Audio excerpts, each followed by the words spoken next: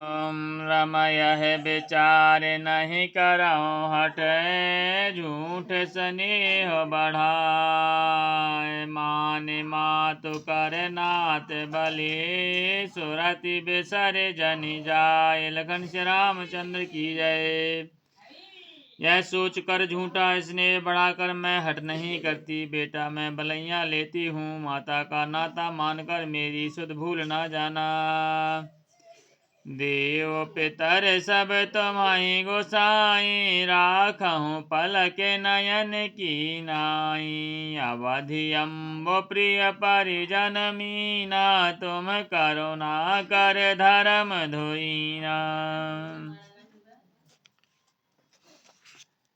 हे गोसाई, सब देव और पितर तुम्हारी वैसे ही रक्षा करें जैसे पलकें आँखों की रक्षा करते हैं। तुम्हारे वनवास की अवधि 14 वर्ष जल है। प्रियजन और कुटुम्बी मछली हैं। तुम दया की खान और धर्म की धुरी को धारण करने वाले हो।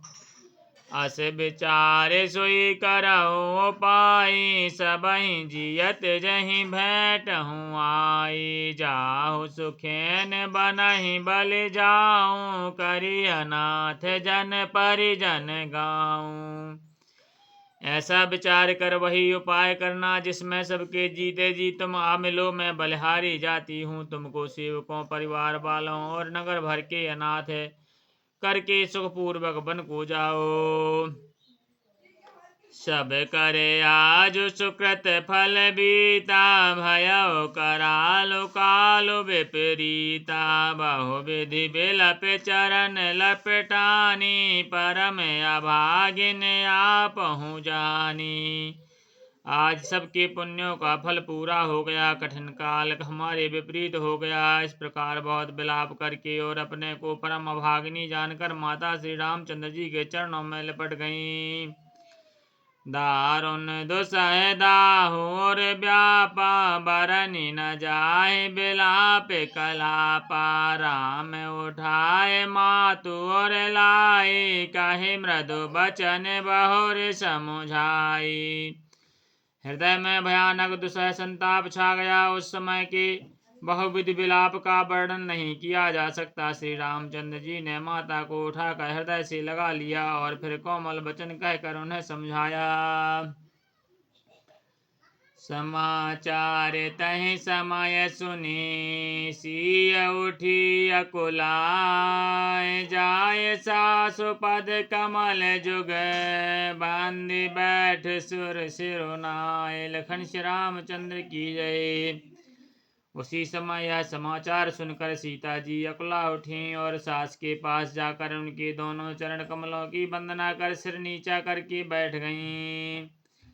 दीन है आशीष सासु मृदुबानी, अति सुकुमारी देखी अकुलानी। बैठ नमित मुख सोचत सीता, रूप राशि पति प्रेम पुनीता।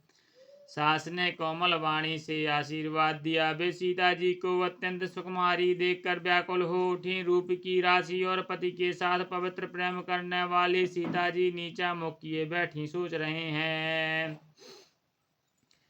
चलन चाहत बन जीवन नाथु, कहि सुकृति सन होय सना साथु।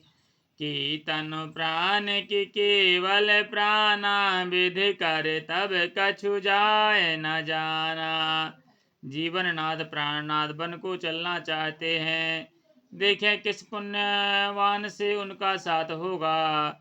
शरीर और प्राण दोनों साथ जाएंगे या केवल प्राण ही इनके साथ जाएंगे। विधाता की कुछ करनी जानी नहीं जाती।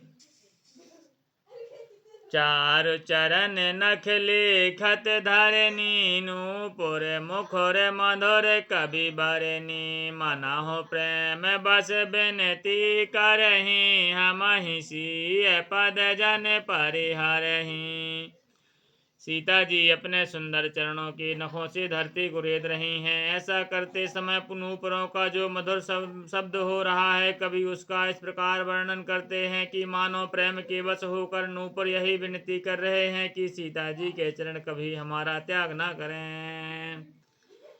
मंजु बिलोचन मोचति बारी बोली देखि राम महतारी तात सुनहु सिय अति सुख मारे सास ससुर परिजन ही प्यारी।